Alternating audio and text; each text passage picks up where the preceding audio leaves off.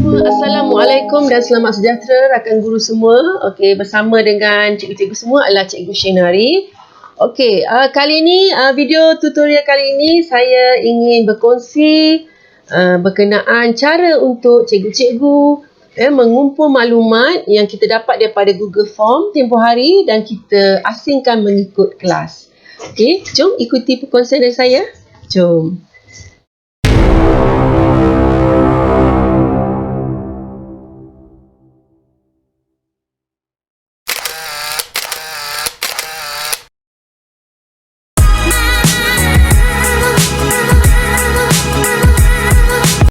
Cikgu, saya ingin berkongsi dengan cikgu-cikgu kuis yang saya telah buat untuk murid-murid saya, di mana saya gabungkan rekod kehadiran bersama dengan kuis Cikgu-cikgu boleh tengok contoh ni. Okey, saya dah sediakan maklumat untuk mereka isi, nama, kelas. Kat sini ada 3 kelas yang saya ngajar, iaitu 4 gemilang, bilang dan 6 cemerlang. Okey, so jadi kat sini saya ada buat section yang kedua, iaitu kuis peraturan bilik sains. So saya bagi mereka 10 soalan untuk mereka jawab. Oleh kerana tajuk peraturan bilik sains ni secara umum boleh maknanya dipelajari oleh murid-murid tahun 4, 5, 6, saya sekalikanlah soalan-soalan ni daripada yang mudah kepada yang agak kebat lah.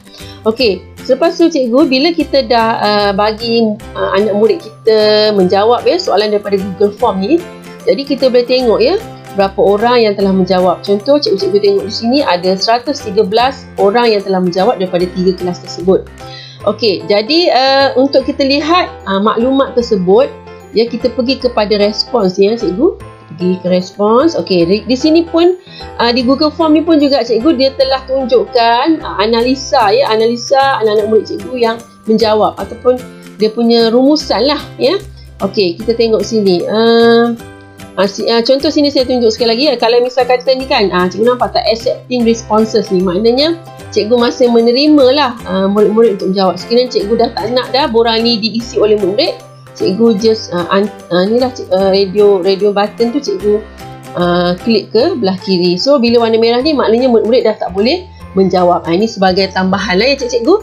Okey, seterusnya cikgu tengoklah dia punya contoh dia punya rumusan dia.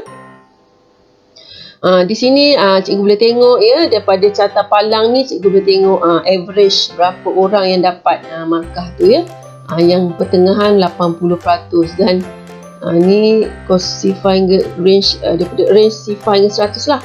Okey, lepas tu cikgu-cikgu boleh tengok sini berapa yang mereka miss question, 53 orang nombor 5 lepas tu cikgu boleh tengok soalan. Okey, ni nama-nama lah yang murid menjawab.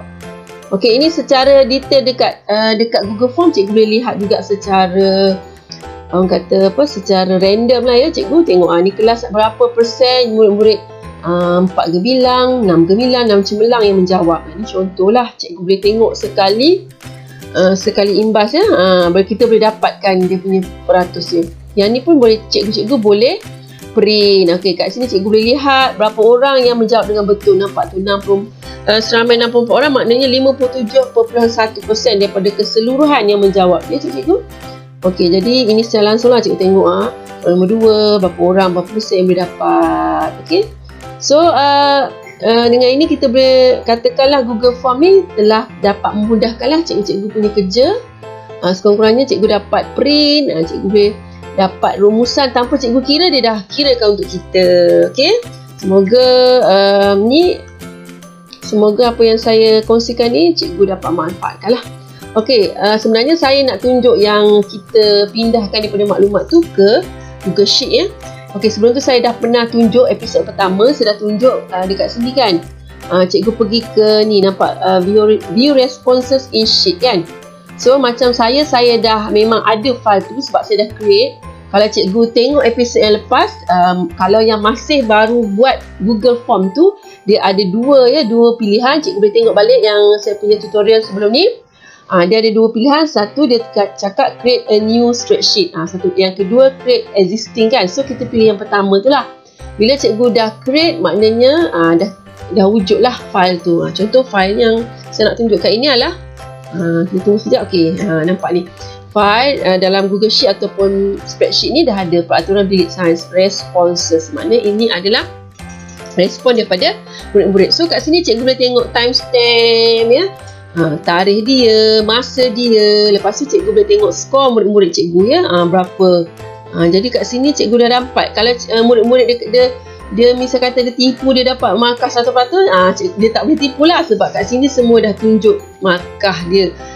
Kalau cikgu tengok, cikgu bagi peluang dia menjawab sehingga 2 kali, cikgu boleh tengok lah mana markah yang tertinggi, cikgu boleh ambil atau pulang lah. Kalau cikgu memang suruh jawab 1 je, dapat 1 lah, mungkin kurang memuaskan lah. Jadi kat sini cikgu dah dapat markah mereka kan.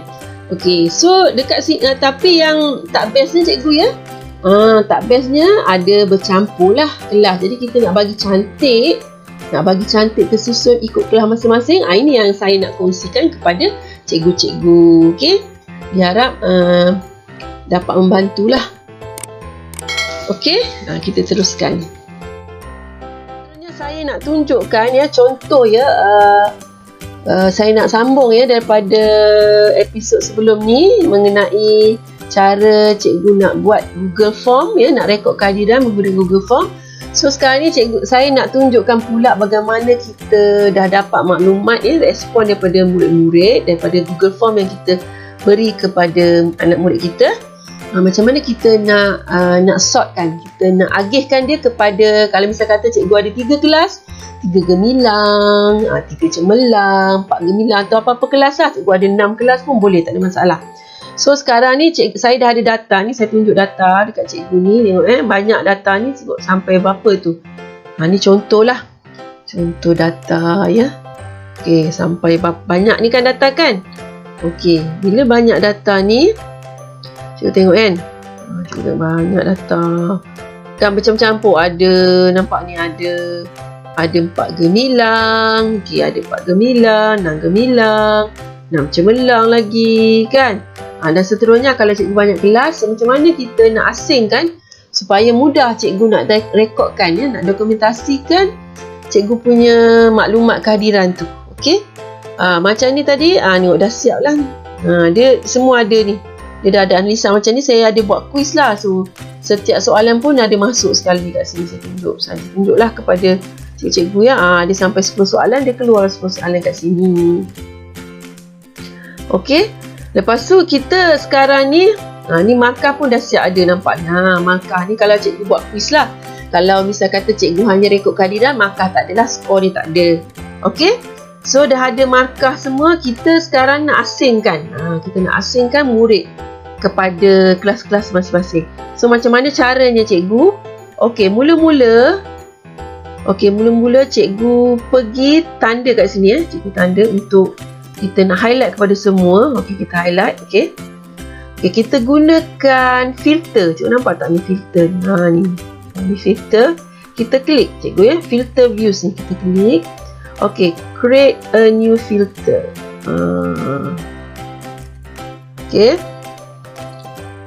Okey, jadi dia ada keluar ni. Ada keluar, nampak dia tanda tiga-tiga ni kan. Ni kan nampak. Okey, nampak ni. So cikgu nak create dia kepada, contoh cikgu nak ambil dulu 4 gemilang katakan ya. Cikgu just klik kat sini. Okey, cikgu pun pilih lah. Cikgu nak hanya 4 gemilang je keluar.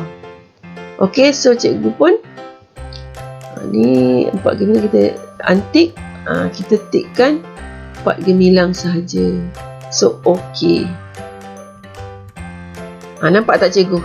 Dia hanya keluar 4 gemilang semuanya. Nampak tak? Senang kan? Dia dah siap 4 gemilang. So, jadi kita nak letakkan, kita nak letakkan kat mana kan? Kita nak, sekarang ni dia view kan untuk 4 gemilang saja. So, kita nak copy ni masuk ke file 4 gemilang saja. Okey?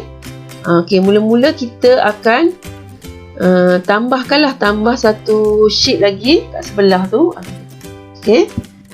Okey, seterusnya kita dah ada ni, kita dah filterkan kepada 4 gemilang semuanya kan ni kan. Okey, lepas tu kita rename kan satu lagi sheet baru. Kita rename sheet, contoh kita ambil sheet ni kan, kita nak rename kan, kita tekan, okey, kita rename kan. Katakan cikgu saya nak tulis 4 gemilang lah ya, kelas tadi, Allah, 4 gemilang. Okey, lepas tu saya ambil tadi yang saya dah filter tadi. Okey, saya copy je.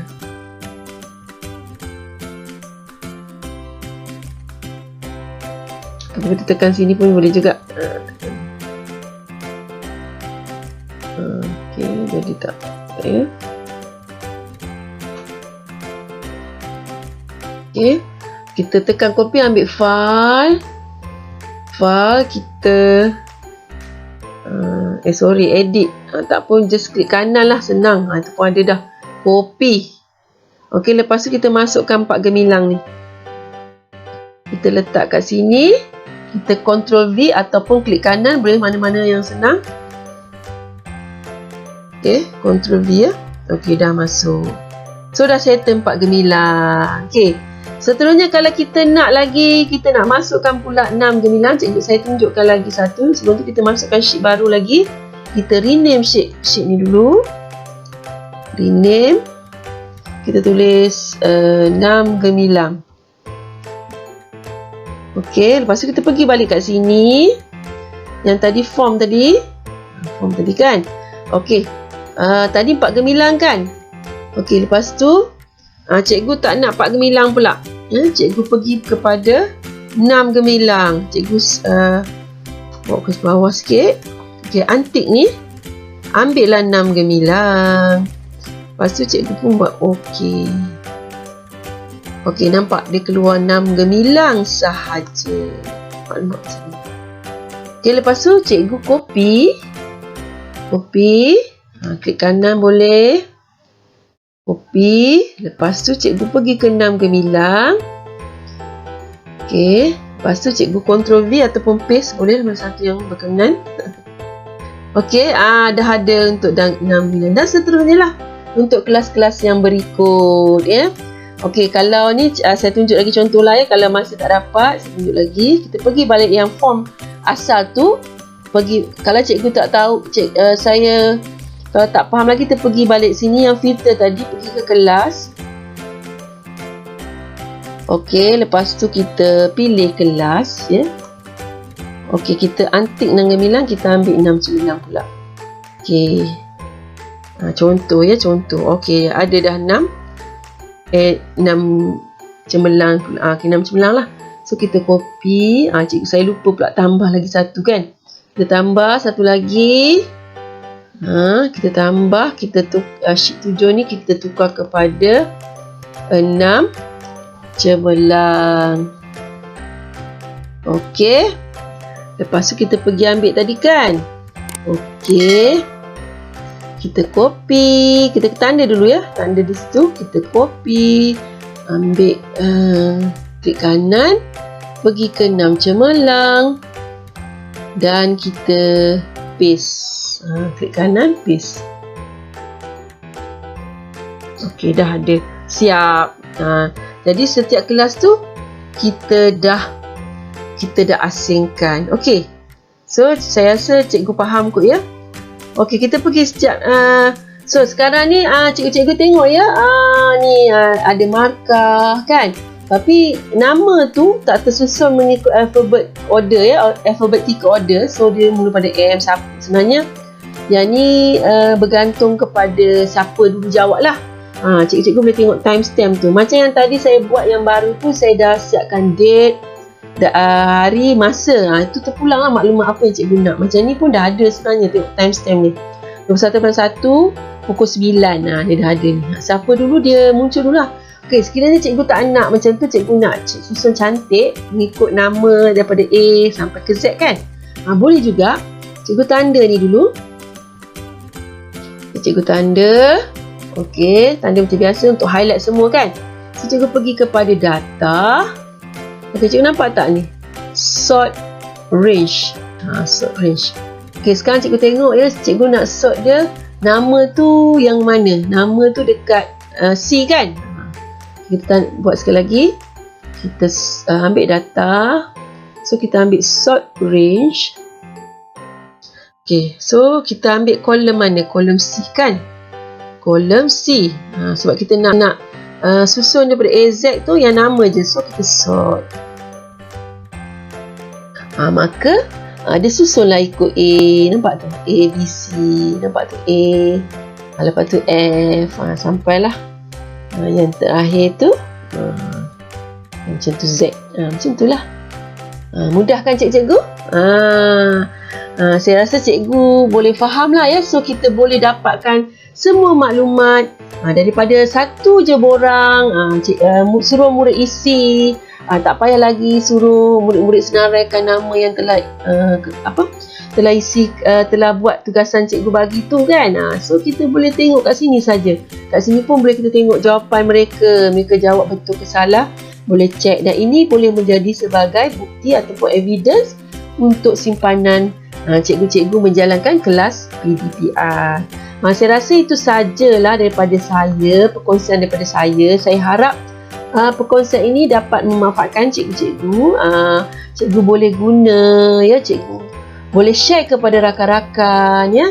Dan sekiranya cikgu-cikgu ada tak faham, cikgu boleh ulang balik video ini, ataupun cikgu boleh tulis di ruangan komen. Ada soalan-soalan yang perlu saya bantu, insya-Allah saya akan bantu. Dan sekiranya cikgu-cikgu suka dengan video ini, silalah like, share, dan jangan lupa sila subscribe lah channel saya, channel Cikgu Shinari. Dan jangan lupa juga tekanlah butang loceng untuk terus mengikuti video-video perkongsian daripada saya berkenaan dengan PDPC ataupun mengenai Google, aplikasi Google yang dapat membantu para cikgu di luar sana, memudahkan kerja-kerja cikgu, meringankan, menjadikan kerja-kerja cikgu lebih berkesan. Saya mendoakan cikgu semua sentiasa bersemangat untuk terus menjalani kelas PDPR masa sekarang ni yang kita masih berada dalam COVID-19 ya, masih dalam PKP. Okay? Saya harap semua cikgu sentiasa bersabar dan bertenanglah dengan apa yang kita hadapi pada masa ini. Okey, itu sahaja daripada saya. Terima kasih. Jumpa lagi. Assalamualaikum. Bye-bye.